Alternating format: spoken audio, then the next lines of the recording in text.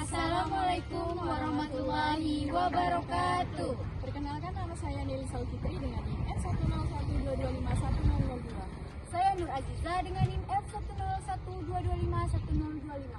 Saya Lisa Amanda dengan NIM F10122510032. Saat ini kami berada di Masjid Sultan Syarif Abdurrahman Pontianak. Nah, biasa masjid ini dikenal sebagai Masjid Jami Pontianak.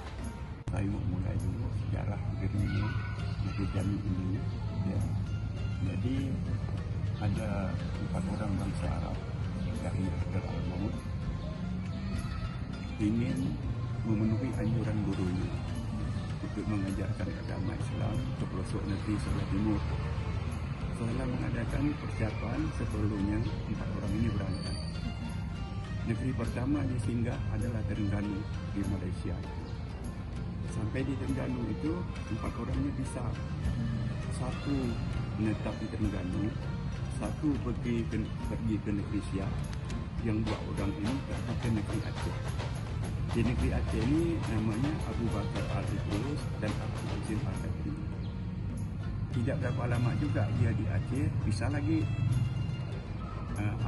yang Abu Bakar Al-Idrus tetap di Aceh, yang namanya Al-Habib Husin Al-Qadri pindah ke Batavia.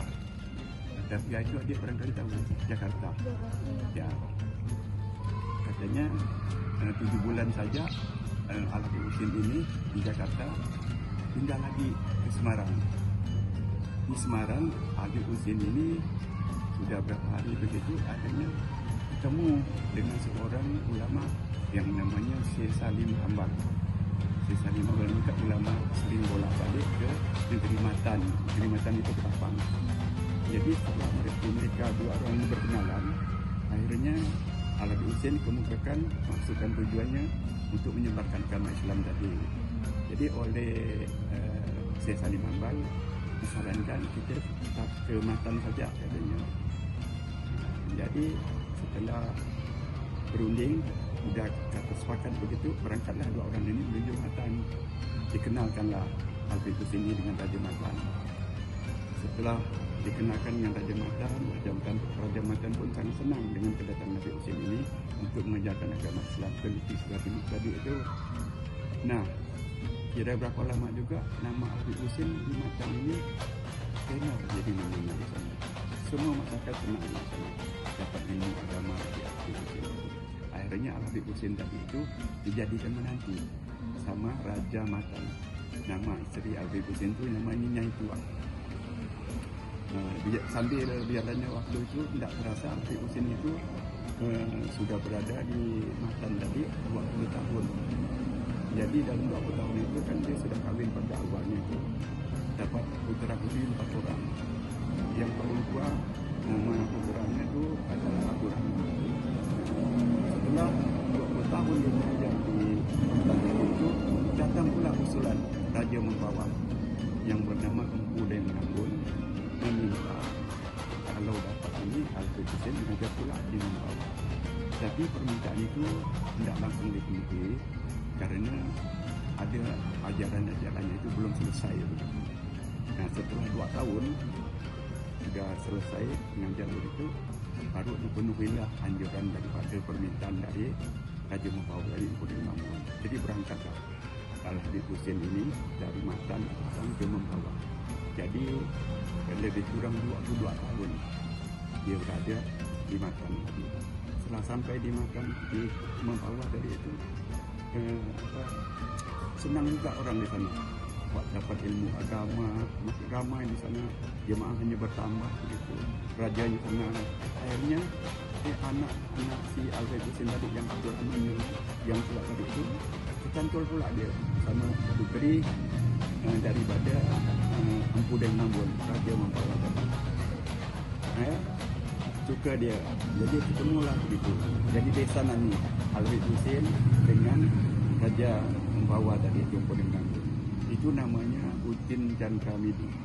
Sekarang di jalan Utin Chandramidi itu. Kan? Itu kenang-kenang ini. Itu dia. Nah, begitu Abdul Rahman ini zaman dulu kan tidak ada perusahaan itu kan. Berniaga dia dagang sama kemari pergi jalan merantau. Pada suatu hari Abdul Rahman ini pulang ke membawa, didapatnya orang tuanya sudah meninggal, Adik Husin. Nah, setelah meninggal Adik Husin itu sepakat keluarga ini ingin mencari negeri baru, ini. Jadi belayarlah dia dari Mempawah. Jadi dari Mempawah itu dia belayar masuknya ke Sungai Peniti. Dia udah sampai Sungai Peniti dulu. Udah masuk ke dalam itu segedung itu. Nah, situ. Nah, sampai di situ dia udah cerita ini ya. Dia singgah di situ karena waktu zuhur sampai. Jadi dia bikin pondok di situ. Sholat zuhur di situ. Salat zuhur sambil dia ngomong-ngomong lah dengan teman-teman yang lain. Akhirnya tertidur di situ. Jadi pada waktu malam katanya Al-Habib Abdul Rahman ini dapat mimpi bahwa daerah itu kurang baik untuk jadikan daerah tempat tinggal. Akhirnya besok paginya belayarlah Abdul Rahman tadi itu keluar dari Peniti tadi. Sampai sekarang ini kalau menurut cerita itu tempatnya dia tinggal di situ namanya Tanjung Johor. Karena dia sampai di waktu Johor dan daerah itu menanjung. Ini saya juga belum pernah sampai ke sana, cuma dengar cerita aja. Nah, setelah belayar tadi itu masuk tadi ke Sungai Ketua. Setelah dari Peniti tadi masuk Sungai Ketua. Sesampainya di Pulau Batu Layang itu, Pulau Batu Layang adik dah tahu barangkali. Nah, itu diganggu sama hantu kuntilanak. Itu ceritanya tuh diganggu sama hantu kuntilanak. Tapi dilawan sama Abdul Rahman, jadi ditembakkan meriam-meriam katanya, dilawan. Akhirnya hantu kuntilanak itu lari kalah gitu. Nah, akhirnya sampailah di sini di sungai ini. Jadi Abdul Rahman itu ya tuanya bagus tidak ini pas di simpang 3. Jadi posisi kita di sini ini simpang 3. Sungai Kapuas besar, Sungai Landak, Sungai Kapuas kecil. Jadi di simpang 3. Ini Sungai Landak di sini ada Sungai Landak. Di sinilah hilang. Jadi sampai di sini ditebaslah hutan. Jadikan pondok, kayak surau gitu. Jadi pada hari dibuka turun membabat hutan ini itu jatuhnya pada tanggal 23 Oktober tahun 1771. Itulah dijadikan hari jadi Kota Pontianak. Nah, itu sampai sekarang itu. Nah, jadi kalau tanggal 23 Oktober nanti itu setiap tanggal 23 Oktober itu Komite Kota Pontianak mengadakan acara di sini. Jadi inilah cikal bakal Kota Pontianak. Sampai ada orang bilang sini kalau belum ke sini belum ke Pontianak. Itu inilah asalnya titik ini. Tapi dulu waktu bangunan pertama nggak sebesar ini, kecil. 2 tahun setelah dia bangun ini baru bangun Istana Ksatria, tapi kecil juga. Dia udah zaman Sultan ketiga baru ini diperbesar gitu. Jadi susunan dia itu Sultan Abdul Rahman yang pertama, Sultan Kasim yang kedua, yang ketiga Sultan Osman, yang keempat Sultan Hamid I, yang kelima Sultan Yusuf, yang keenam Sultan Muhammad. Jadi yang Sultan keenam Sultan Muhammad ini baru ada foto. Jadi Sultan Muhammad itu sudah ada foto. Jadi kalau Sultan Abdul Rahman katanya yang latar belakang dia itu ada foto Sultan itu bukan Sultan Abdul Rahman, Sultan Muhammad itu. Sultan Muhammad itu meninggalnya tahun 1944. Dia meninggal itu zaman dibunuh Jepang. Jepang kan masuk 1942. Nah, di dibunuh Jepang. Dibunuh Jepang ini kalau menurut cerita itu ditanamnya di Lahan PSP itu. Ditanam di situ. Jadi waktu kita merdeka tahun 45 itu kerajaan sudah balik, sudah ada di sini sama sultan-sultan di angkat tali itu. Menurut cerita itu jenazahnya jasadnya masih bagus. Dengar cerita karena jasadnya itu orang berasumsi bahwa almarhum itu habis Quran. Lalu jenazahnya dipindahkan ke Batu Layang. Di Batu Layang di Sultan ke-6.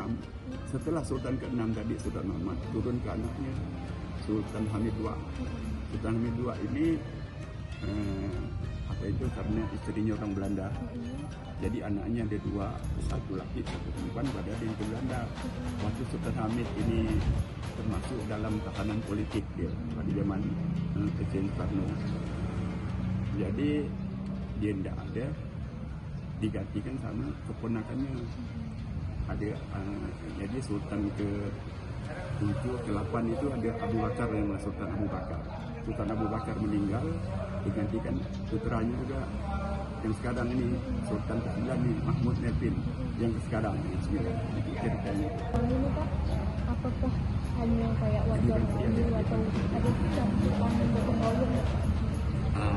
Dia waktu datang sini waktu dibangun pertama itu dengan anak buahnya itu katanya 14 buah perahu yang membawa Sultan Abdul Rahman itu. Setelah jadi berdatangan, setelah tahu pada daerah-daerah ini banyak datang ke sini. Jadi cerita lagi jadi ramailah di sini Sultan Hamid itu. Dia ditahan macam-macam suku. Iya. Jadi tahun 58 sampai 98 itu ada bangunan menara di pojok sini satu, pojok sini satu. Yang di sini tinggi juga Untuk masa depan masjid ini nih Pak, kan kayak anak-anak muda di Pontianak ini kan agar mereka tetap peduli kalau masjid ini ada bangunan ini berubah. Ya, saya harapkan supaya mereka itu tidak misalnya pertama senang mandikan makhluk bisa kedua peduli lah begitu dia kembali. Ya, makanya sekarang ini asal bentuk tadi bentuk asalnya di sini tadi kadang-kadang kita panggil betul ulama-ulama saya mau berorientasi ya ada setiap foto yang ada di sini setiap malam itu di sini sambil menunggu sholat isya itu pas maghrib itu dia tausiah jadi selama 6 hari 6 malam itu kecuali malam Jumat itu ada tausiah di masjid. Ya. itu anak muda lah ya Pak. Anak muda, orang-orang tua kumpul lah. Kira-kira ada nggak Pak kayak cerita unik dari masjid ini gitu? Nah, uniknya begini. Ini kembali lagi kepada cerita-cerita kayaknya ada istiadat yang susah dilupakan. Salah satu begini, salah satunya yang saya tahu ya, kalau ada bayi baru melahirkan kan, jadi bayi ini kan umurnya kan 1 tahun, 1 2. Jadi sebelum turun dibawa ke tanah, katanya turun tanah katanya, biasanya anak bayi itu dibawa ke mimbar ini, dibacakan doa, digendong bayi, tidak ada yang bacakan doa. Ibunya sudah selesai, setelah itu barulah anaknya boleh doa kemana-mana gitu. Turun tanah pertama ini ke sini. Satu, yang kedua itu ada lagi tali pusat itu, tali pusat itu kan nanti kalau kita bilang Pontianak ini tembuni, ya tembuni itu tali pusat itu dimasukkan dalam periuk tanah itu, kadang-kadang tanahnya di bawah mimbar banyak di bawah mimbar itu.